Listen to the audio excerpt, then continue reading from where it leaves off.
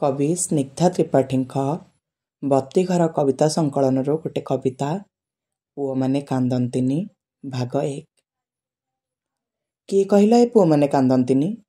ए पुओ माने कांदंती आ बहुत कांदंती, किंतु हाँ ए झील मानक परी कथा कथारे राम मान अभिमान करी घर कणरे बसी देखे ही लुह झरंतिनी कि मन कथा काहा आगे कही निज दुख शुणंतिनी। ता बोली कण ए पुओ माने कांदंतिनी? ए पुओ माने कांदंती आ बहुत कांदंती। स्कूल रे सांग मानक सह झगड़ा करी बिना दोषरे बापांकठु माड़ भी खाती आ बो आगे अभिमान ने चिल्लई चिल्लई कहती मोर किछि भूल नथिला, सब भूल तार थिला।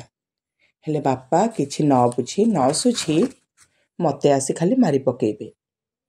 चिल्लई चिल्लई निज पाई से माने लढ़ंती, जितिबा हारिबा तो कथा अलगा। बेसी ही गले नीरव रही जाती। ए पुओ माने ना निज कथा न कही पारी खूब कांदंती। ए पुओ माने ना निज कथा न कही पारी खूब कांदंती।